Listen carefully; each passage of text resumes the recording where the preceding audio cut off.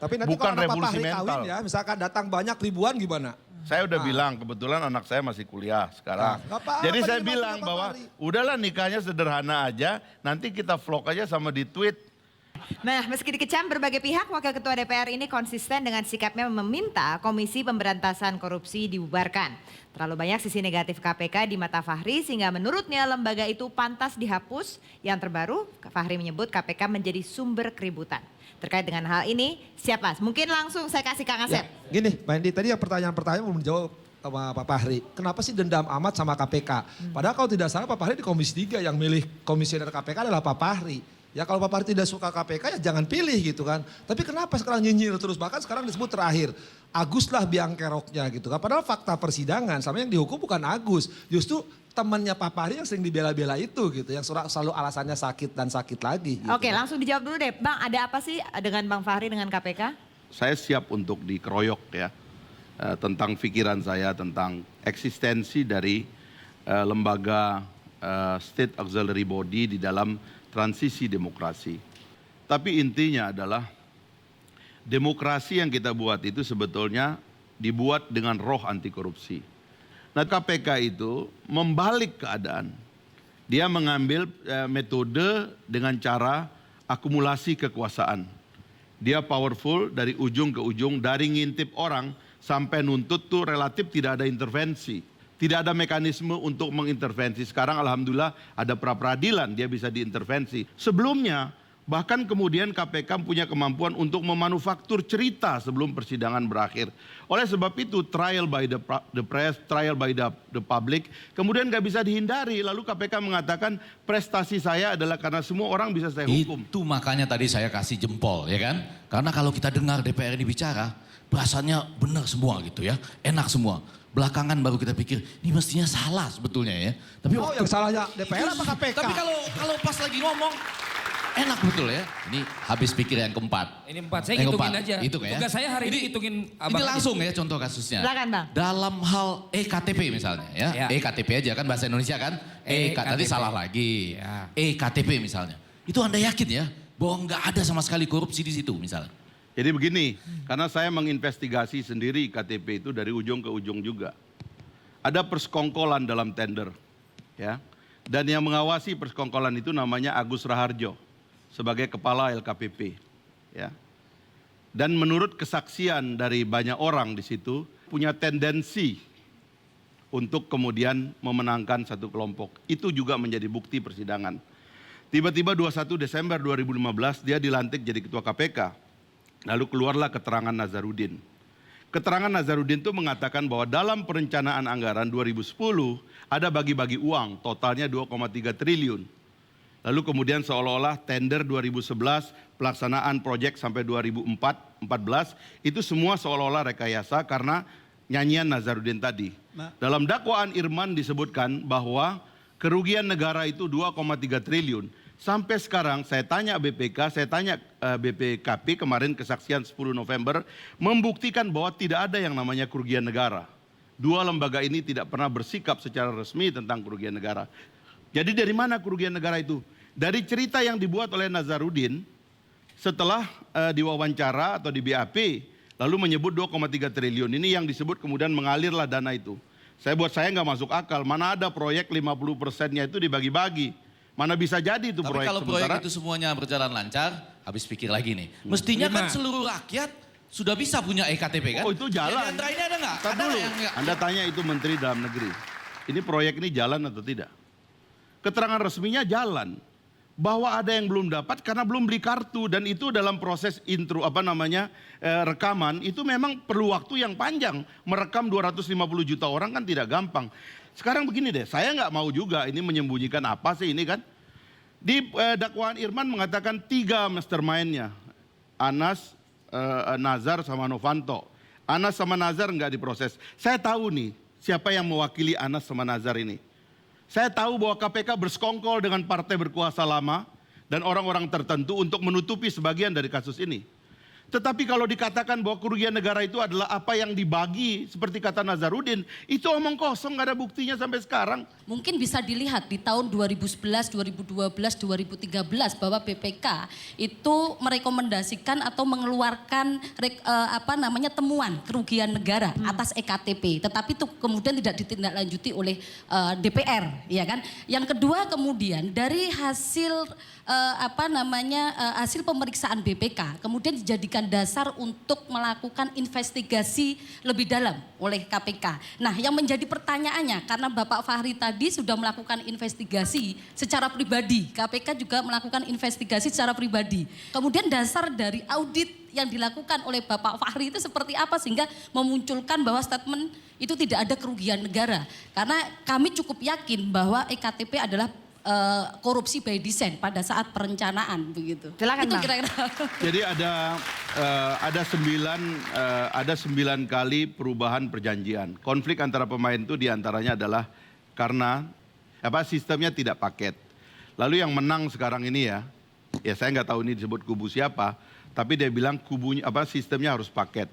15 lembaga yang menjadi anggota tim tender menyepakati, ada ITB di dalamnya, ada Menkominfo, macam-macam itu, menyepakati bahwa tender IKTP ini harus paket karena dia adalah teknologi yang satu sama lainnya itu harus hubungannya kuat begitu kira-kira gitu.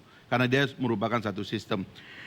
Nah, karenanya kemudian ketika tender itu ada 9 yang diidentifikasi oleh BPK yang berpotensi mendatangkan kerugian negara disebutnya itu 23,9 triliun.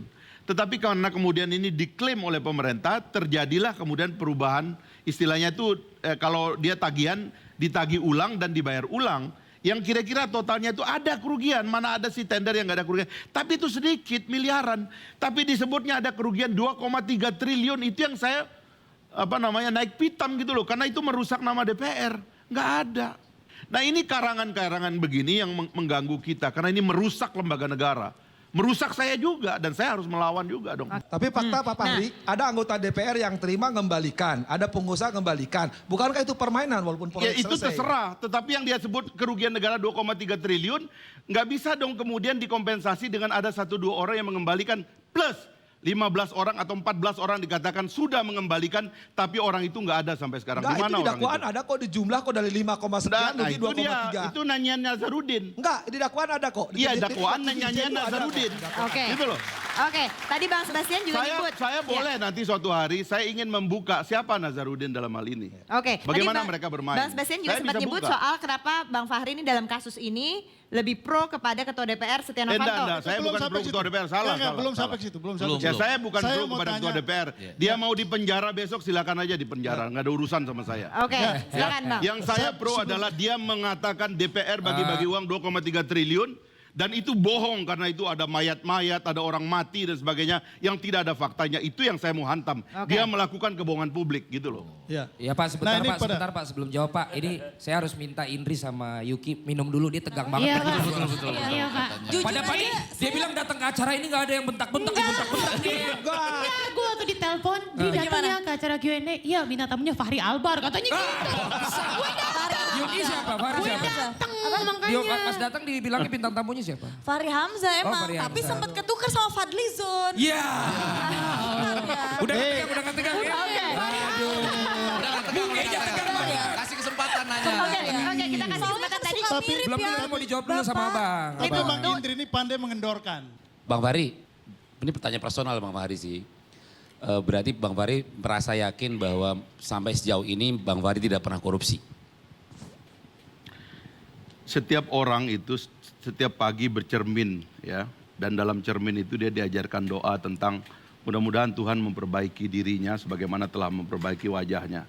Jadi kita keluar dari rumah kita itu dengan keyakinan. Pak, jangan lihat wajahnya ke dia dong, Pak. Rusak lo. Pak MK kan tersinggung kalau Kita lihat keluar cermin. dari rumah kita itu dengan keyakinan bahwa kita berjalan dalam kebenaran. Karena itu kalau kita mati pun dalam perjalanan, kita niatkan baik, begitu aja. Ya, nggak perlu kita bilang saya bersih, saya apa, nggak perlu begitu. Oke, Bang Sebastian Ya, udah nggak tahan ya. mau komen. Silakan Bang. Ya, ini mengulang saja yang tadi. Kalau Pak Fahri soal nikah aja nyinyir. Dan semua nyinyiran Pak Fahri ini kan viral ya. luar biasa. Jadi ini gitu. Tapi kok nggak pernah gitu nyinyir ketuanya Pak Novanto. Apa memang gitu. akrab banget begitu jadi dibela terus Saya ya, berdasarkan ini statement saya adanya. terbuka ya. Iya, Saya Bang. terbuka ya. Saya itu 4 tahun di Komisi 3 pernah jadi pimpinan, ada Pak Novanto di situ. Mohon maaf saya nggak pernah tertarik untuk kenal. Saya terpaksa kenal dengan Pak Novanto sebagai pimpinan DPR karena kami duduk satu meja. Dan saya tidak terbiasa mengambil sesuatu secara personal. Saya tidak terbiasa membela orang secara personal, tapi saya membela kelembagaan negara. Jadi posisi saya jelas. Karena itu kalau ada teman saya, kalau dia menjabat jabatan publik, dia ada masalah, saya pasti kritik. Anies Baswedan, Sandiaga Uno teman baik saya. Tapi kalau ada langkahnya yang salah, saya kritik dia. Jadi itulah tugas saya sebagai pejabat publik dan berhenti di situ. Bela Dan nggak ada jabatannya, apa-apa yang silakan. personal saya. Silakan dengan Kang dia. Asep. Ya gini Pak Fahri, di samping Pak Setia Novanto misalkan kan senang orangnya. Jangan-jangan 2019 juga senang partainya. Ya, enggak, saya enggak mau pindah partai. Ke partai oke, kalau nggak senang partai, Pakai jangan-jangan analogi satu lagi boleh kan. nggak? Kalau misalnya nggak boleh nanya langsung pakai analogi. Ya. Pak Fahri ini suka main bola? Nonton. Nonton. Klubnya apa yang disukai? Ya pokoknya kalau ditonton enak saya senang. Oke. Nah Yang misal. ditonton enak. Dia- beda ya. Pak Fahri suka yang enak-enak. Yang Nah, enak-enak. sekarang enggak, diumpamakan. enak ya. Valen, Iya, Bang. diumpamakan kalau Pak Fahri jadi wasit. Oh iya. Yang berhadapan adalah KPK melawan DPR. Main bola loh ini. Ya. Jangan macam-macam, main bola aja. Yang dikasih kartu kuning sama kartu merah siapa misalnya? Dari KPK semua dapat kartu kuning apa kartu merah? KPK itu lembaga ad hoc, dia bubarkan aja, nggak diperlukan. Semua kartu merah. Buang aja, nggak perlu lagi. Yang DPR? DPR ini akan ada karena dia adalah syarat dari demokrasi kita. Nggak ada yang dikasih kartu kuning. Ya saya kan nggak mau mengadili orang per orang, ini pilihan rakyat, terima aja. Nah, Kalau rakyatnya memilih dia, ya apa boleh buat, ini yang dipilih rakyat. Oh jadi nggak ada sampai 2 kali 45 menit nggak ada yang dapat kartu nggak kuning. bisa. Oh. Elected Makanya kan aneh official, itu Ketika ada susah lembaga kita. yang berhasil diapresiasi dibubarkan. Ada lembaga yang nggak berhasil nggak jangan dibubarkan. Oh, beda. Habis pikir itu kan. Itu bedanya Kang Asep ya. Saya berpikir konstitusionalisme ya. Saya berpikir konstitusionalisme dan teori dalam negara yang baku. KPK itu dibikin memang ad hoc kok, bubarin aja. KPK bubar hari ini nggak diperlukan dan negara tidak akan berkurang satu Soal itu tadi pertanyaan Kang Asep menarik tuh. Yang mana Mbak? Partainya untuk 2019. Yes. Karena Bang Fahri sama PKS Udah dipecat. Udah Walaupun dipecat pengadilan begitu. menang. Oke, Dan nggak mungkin CLBK. coba kita lihat ini ada cuplikannya.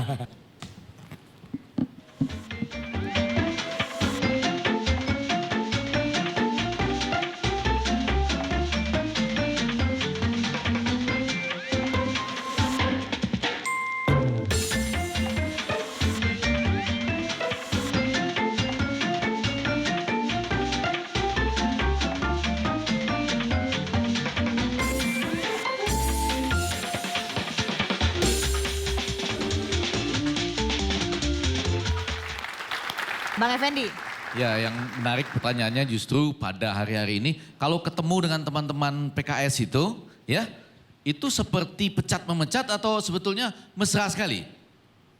Saya gini ya, saya tidak pernah mau memusuhi manusia. Iya. Fisik itu netral. Ya. Karena itu saya nggak pernah punya beban pikiran untuk ketemu orang. Termasuk orang yang tidak suka sama saya. Saya dari kecil ya kemudian ikut di dalam partai ini. Saya nggak pernah dihukum, saya nggak pernah punya masalah.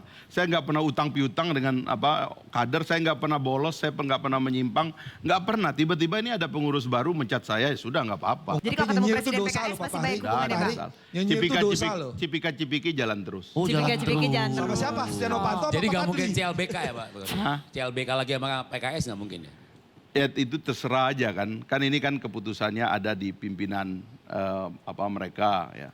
Saya sih pasif aja. Saya sampai kapanpun akan membela sistem kepartean ya. Saya akan membela Walaupun karena disakiti oleh partai. nggak ada masalah karena demokrasi kita memerlukan partai politik ya. Oke. Nggak mau, Nah pertanyaannya, nggak mau bikin PKS tandingan gitu? pertanyaan berikutnya kira-kira Bang Fahri 2019 mau dari partai mana Bang? Yang mau Namanya Marbot tadinya. ya itu tadi. Kayaknya saya sama Kang Asep nih mau bikin partai marbot cantik. Cie, berdua, cie, berdua. Cie, Ternyata ya. cie, berdua.